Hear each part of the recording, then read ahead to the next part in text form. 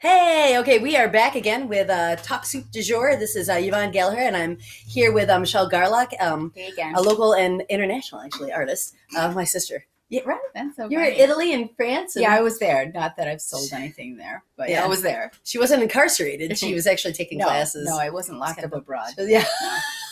Abroad.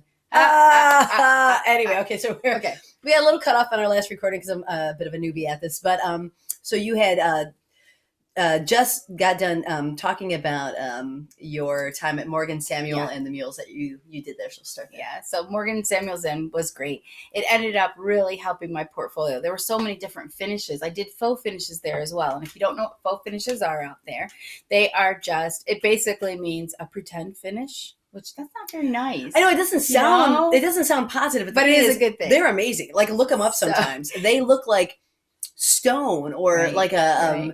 like a crackled surface, or they can look Right. like leather. It's just amazing. so it's using materials like paints and plasters to try to replicate looks that might be everything from graining from trees, so to look like wood, stone, marble, old plasters, all alligator I remember, skin. oh all my kinds of gosh. things. Okay, all I remember is doing the kitchen at Yeah. the Perez's Yeah, and having to do the tissue paper yes. all around these cupboards. Yes. in an air conditioned home in the Oh middle of my summer, and I goodness, thought we so were gonna hot. we were dying. No, the best thing That that was I great. remember is Yvonne was helping me do marble some columns. And when you use this material, it acts like this is one of the materials that I found, thanks again to Charlie Stoyles, because I was having trouble because a lot of the materials were oil based and I couldn't use them, and Charlie Stoyles introduced me to Faux Effects, which is a whole nother story. Really awesome. Faux Effects International, they make a latex based product for faux finishers, and it acts like it's oil based, but it's latex, so it's amazing. So basically it has the properties of oil without the hazards and the cleanup of oil. And so it's a godsend for anyone who's doing faux finishing. But anyways, needless to say, we were doing these marble columns. And they were close together because it was like a little grouping of columns. And so the material that we were putting on them has to stay what we call open. So it has to be wet for a little while so you can do some of the effects kind in of it. manipulate. Yeah. And So I did my own manipulation. Yvonne backed into one of them and left her butt print on one. I thought the fanny print was kind of a nice faux finish. We worked it in. It's still there. It's still there. I worked it in. I worked You into worked it it because in, right? I couldn't redo it because it was at that stage where you either had to totally redo it or you had to work with it. And I was like, I'm not redoing it. So her fanny print is still there. Listen, she got more orders for the fanny print. I'm just No, kidding. That'd be I kind of. didn't. But if you would like one, Yeah, you check with Yvonne, not me. okay. Anyway, okay. So from there, that started my portfolio. And Did that color make it into your portfolio? I think one of the other ones did. Oh yeah, I don't blame you. So at that point, people started, word of mouth, it started to spread, and my business really started booming. And I've done work for faux finishing everywhere from, mostly in New York State, but I've also done some work on Sanibel Island. Oh my gosh, and that I got was to do that. amazing. That was so beautiful. That was amazing. Yeah. Lots of homes there. It's really a finish. The kinds of things that I was doing were not for just an average household owner, because if you wanted to paint your walls a pretty color, paint them a pretty color, you can do it fairly either on your own.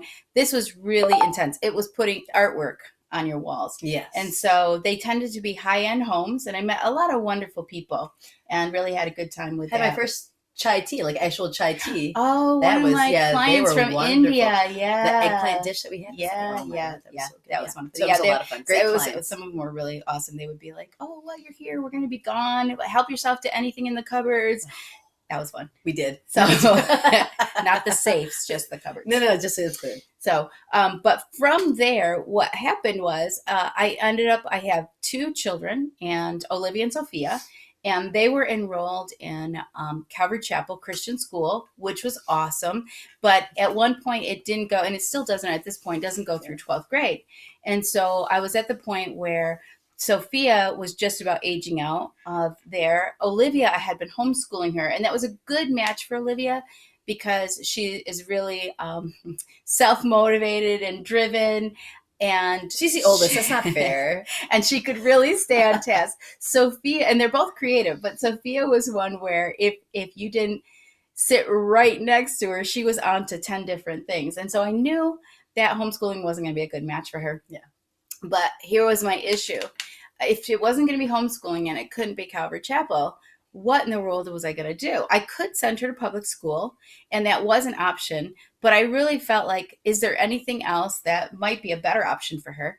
And so I had friends who had children at Lima Christian School, and Jeff Gallatin, thanks, Jeff. Jeff said, hey, you know what, Michelle? They need an art teacher. And I was like, I ain't no art teacher, and I don't want to be one. That's I never doing that. I said that from the beginning. I'm not going to be an art teacher. So I laughed, and I said, Jeff, you're so funny. And so I came home to Gary, and I said, hey, this is so funny. They're looking for an art teacher. And he said, I think you should apply.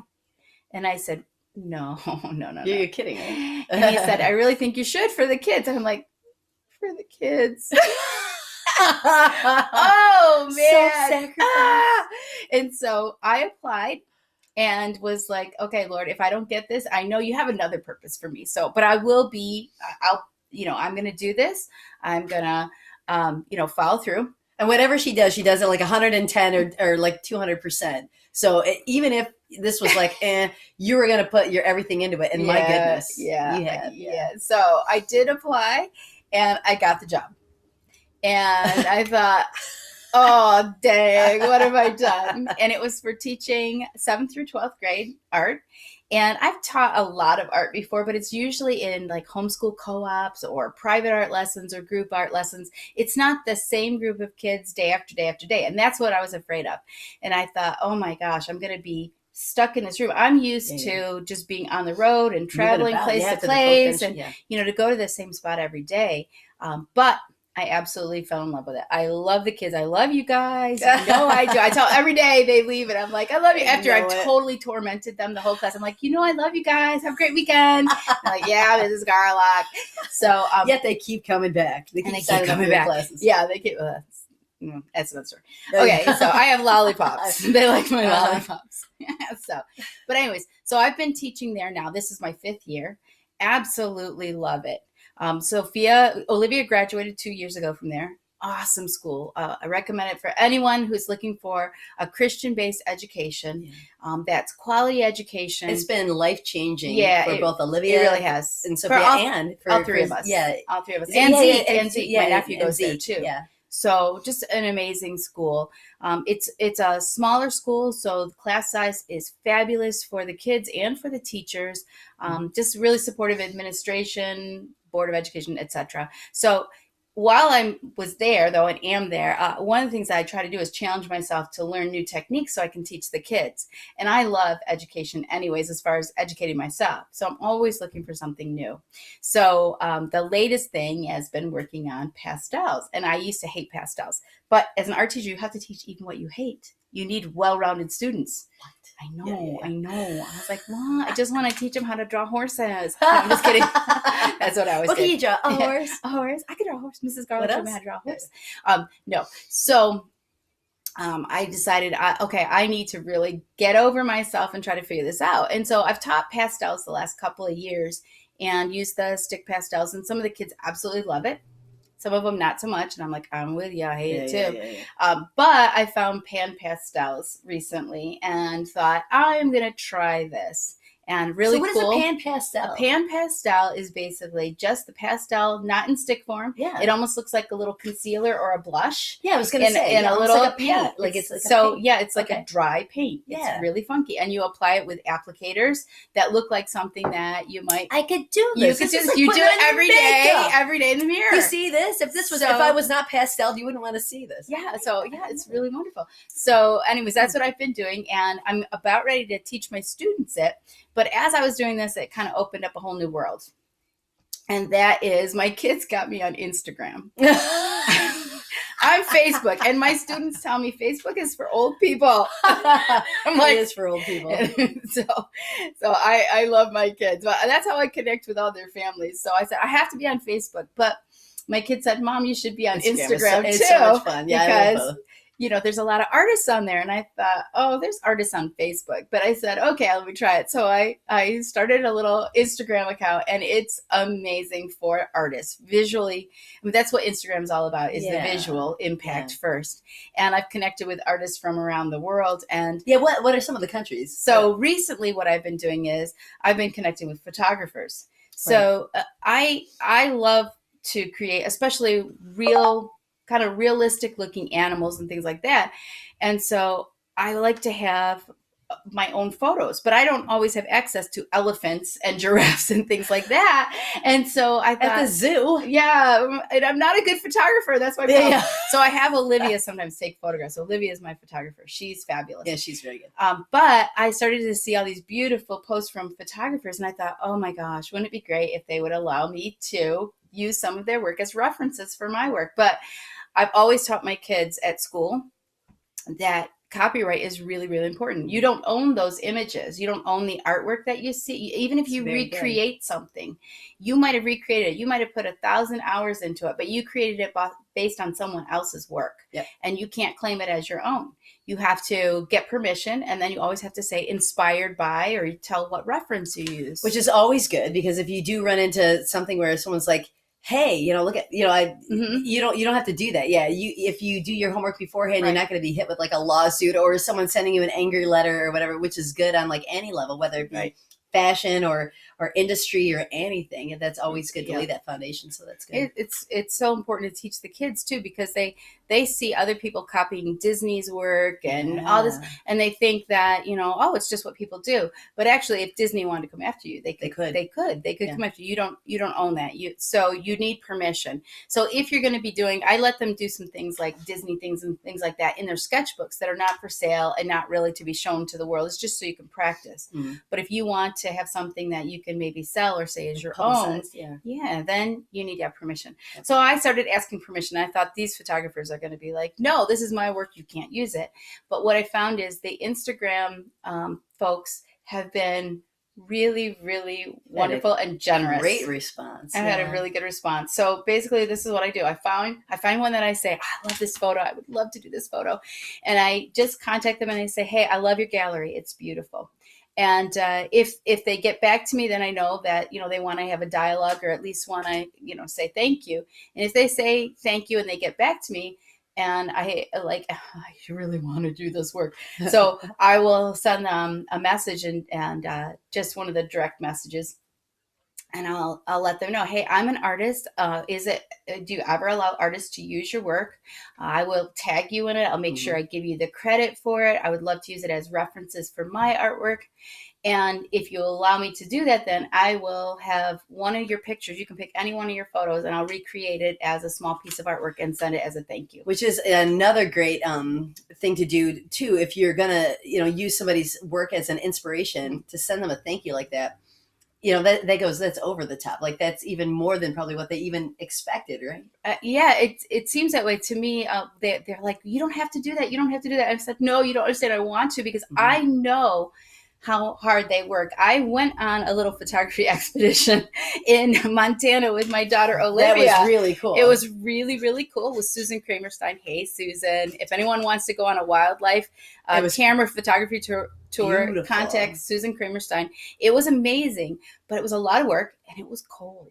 It was really cold. It was in the middle of winter. Really cold. Yeah. It was cold in Montana, and I'm not good with the camera anyway. So I got a few good shots, and Olivia got a lot of good shots. And I thought, you know what? Okay, I know that's for some people. Some artists say, I'm only going to draw from pictures that I took. That's great. More power to you. Yeah. I say, if you have a picture that you'll let me use, I would be so grateful. I will do something for you. So that's where that came out. Yeah. So I have photographers, many of them amateur photographers, who take beautiful pictures. They're and amazing. So when you contact them and you say, I love your work, can I use it? They're just as excited as you are, because they're like, somebody noticed my work. It's not my full-time job. It's not like I'm trying to make a living from it. But there are some photographers that are professional that have also allowed me to use it. And very cool. And that's just been amazing. So I think I have about 4 professional photographers that are allowing me to use their work. And they range from, there's one from New York City, he's just a fabulous photographer, one from Germany, but the ones that are amateur photographers are from around the world too. Yeah. And that's been really cool because what I'm trying to do is I'm trying to do something that is beneficial to both of us. So they're allowing me to use their work. Obviously, I'm benefiting. So what can I give back to them? So I'm really trying to make sure over and over again, I say, if somebody compliments me on one of my pictures, oh, you know, please go check out this person's, their gallery on Instagram. It's beautiful. Or if they have a website, I'm promoting the website. If they have an Etsy site, I'm promoting that. So I'm really hoping that this is beneficial to both sides. Well, I think it is too, because there are people that I would never be in contact with ever. You know, but you put them in my world because I know you. So yeah, you got to think that's going to be a ripple effect, and it's going to benefit like everybody. Yeah. That's awesome. So have you gotten some response back from the artists that have received your work? Yeah, I have. It's been really neat. Some of them are like, wow. And others are like, it's so nice to see what an artist will do with their own work, the photography. They say, you know, taking my work and putting it into your work is really neat to see what you can do. Yeah. It's been over and above what I expected. Yeah. This has been really neat. So yeah, that is so awesome. Okay, we're gonna end this part right now, but she's gonna be setting up for a demo. Yeah. So this is gonna be really cool. So we're gonna see actually Michelle at work and what she does with one of the Instagram photos, one of the Instagram artists and their photos. Using pan pastels. Yeah, using pan pastel makeup, whatever. Pastel makeup. Exactly. Anyway. All right, thank you so much for joining us with this episode. I said there was going to be actually 2 parts. There's going to be 3 because this is going to be our 3rd part coming up. So you'll want to watch definitely the final one. So again, this is Yvonne Gallagher and Michelle Garlock. You are watching Talk Soup du Jour. And what's your story? Cheers. Cheers.